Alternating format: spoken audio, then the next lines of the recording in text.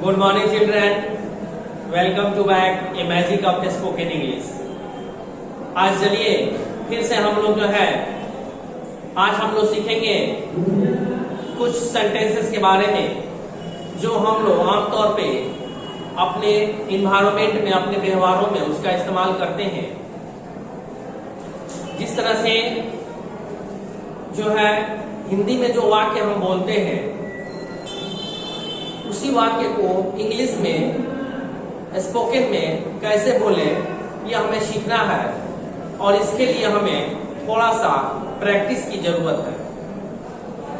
जब हम किसी चीज का बार बार प्रैक्टिस करते हैं, अभ्यास करते हैं, तो वो मेरे माइंड में बैठ जाता है। ठीक है, तो ठीक उसी तरह से जो है एक इन्वायरमेंट क्रिएट करना है जिसमें इंग्लिश का एक इन्वायरमेंट हो और उसमें ज्यादा से ज्यादा जो है हम इंग्लिश शब्दों का इस्तेमाल करें, तो हमारे दिमाग से धीरे धीरे हिंदी शब्द जो है थोड़ा कम हो जाते हैं और इंग्लिश जितने भी वर्ड हैं, बातें हैं, वो मेरे दिमाग में, मेरे जहन में बैठने लगता है। तो चलिए शुरू करते हैं इसी तरह का कुछ वाक्य जिससे हम लोग अंग्रेजी को और बेहतर बनाने का प्रयास करेंगे। तो लेट्स स्टार्ट। जैसे कह रहा है,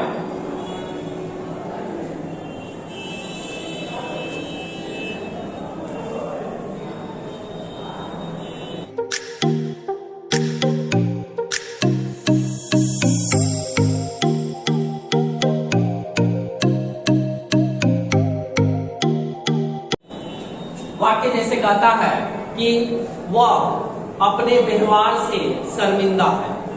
वह अपने व्यवहार से शर्मिंदा है। तो इसे इंग्लिश में कैसे बोलेंगे? तो लिखते हैं वह अपने व्यवहार से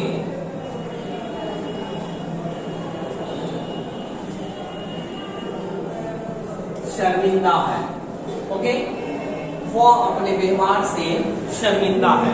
तो ही या सी, ही या सी जेंडर के हिसाब से जो होगा, मेल होगा तो ही और फीमेल होगा तो सी, उसके लिए बोलेंगे कि ही या सी इज असेम्ड। ही या she is ashamed of his या हर बिहेवियर। हिज या हर बिहेवियर। ओके, तो यहां लिख देंगे इज असेम्ड, ही या she is ashamed of his या हर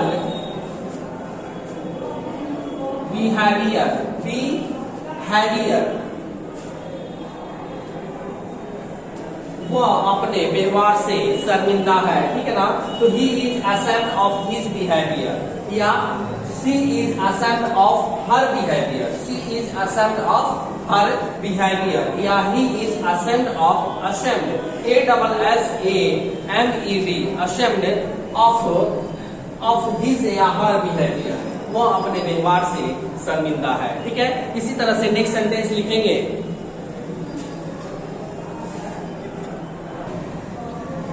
नेक्स्ट सेंटेंस इसी तरह से लिखेंगे कि मैं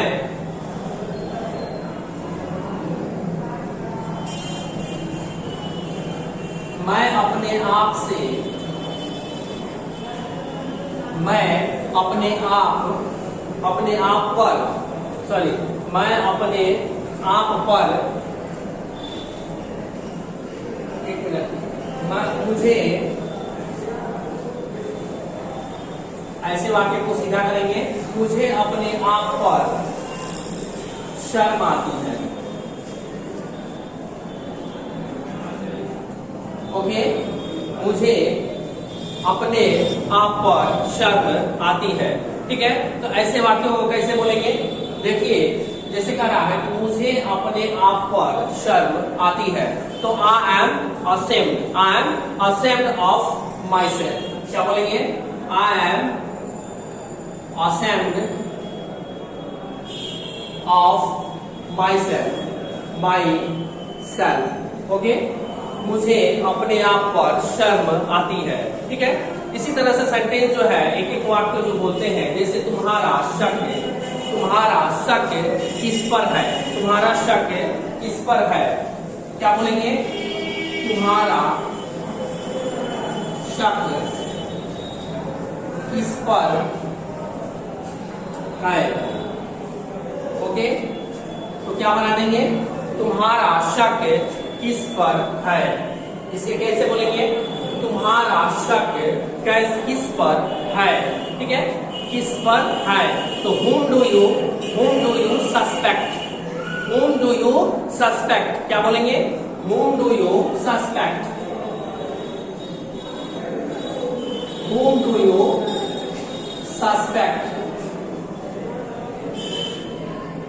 तुम्हारा शक किस पर है, whom do you suspect, तुम्हारा शक किस पर है, तो क्या बोलेंगे, whom do you suspect। इसी तरह से जा सकते हो तो जाओ, यदि वाक्य आ जाए, कहना ऐसा कहना हो कि जा सकते हो तो जाओ। ठीक है, तो लिख लेते हैं, जा सकते हो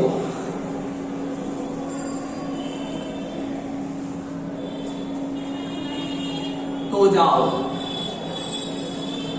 जा सकते हो तो जाओ, तो क्या बना लेंगे,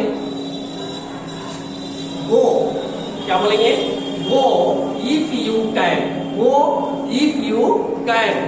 जा सकते हो तो जाओ, गो इफ यू कैन, जा सकते हो तो जाओ। ठीक है ना, इसी तरह से कहते हैं कि रोक सकते हो तो रोको, रोक सकते हो तो रोको, क्या लिखेंगे, रोक सकते हो तो रोको, रोक सकते हो तो रोको, तो क्या बना देंगे, stop if you can, stop if you can, simple है, stop if you can, stop if you can, रोक सकते हो तो रोको, स्टॉप इफ यू कैन, या stop if you have power, if you have power. इसी सेंटेंस को बना सकते हैं कि stop if you have power, रोक सकते हो तो रोको, रोक सकते हो तो रोको, stop if you have power, यदि आपके पास पावर है तो रोक सकते हैं तो रोकिए।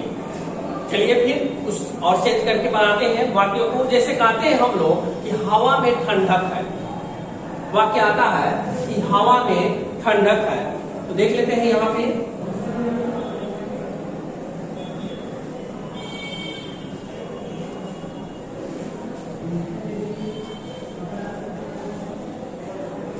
क्या बोलेंगे, कैसे बोलेंगे इसे, हवा में ठंडक है, तो देयर इज ए निप, क्या बोलेंगे, देयर इज ए निप।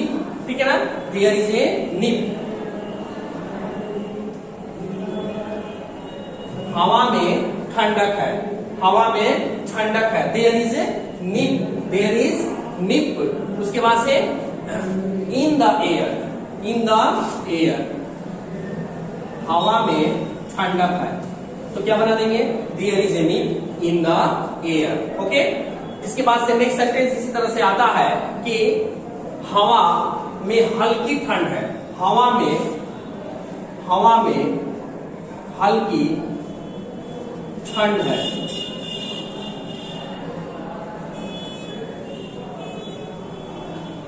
हवा में हल्की ठंड है, तो कैसे बोलेंगे इसको, हवा में हल्की ठंड है, तो कैसे बोलेंगे इसको, तो इसे बोलेंगे कूल विंड, क्या बोलेंगे, कूल विंड। ठीक है ना, is blowing, cool wind is blowing. ठीक है, इसी बात को कहते हैं कि ठंडी हवा बह रही है। ठीक है ना, तो कूल विंड इज ब्लोइंग, या हवा में हल्की ठंड है, हवा जो बह रही है इसमें हल्का ठंडापन है। ठीक है, तो इसे कैसे बना देंगे, cool wind is blowing, cool wind is blowing, हवा, ठीक है। इसी तरह से कह रहा है तो नेक्स्ट वाक्य कि हवा लगभग बंद है। जो कहते हैं ना एकदम बहुत धीरा चल रहा है, हवा एकदम चल ही नहीं रहा है, लगभग मतलब बंद ही है, ठीक है। तो क्या बना देंगे, हवा लगभग बंद है।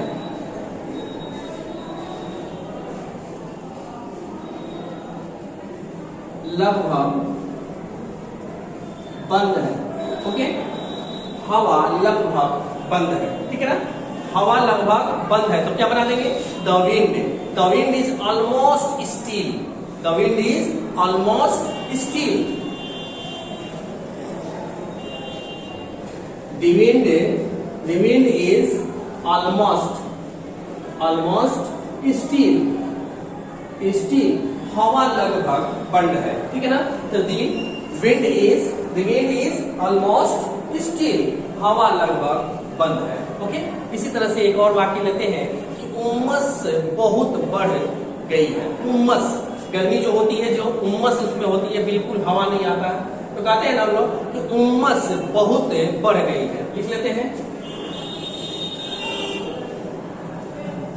उमस बहुत बढ़ गई है,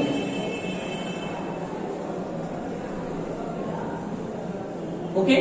उमस बहुत बढ़ गई है तो क्या बना देंगे इसका, it is very humid, it is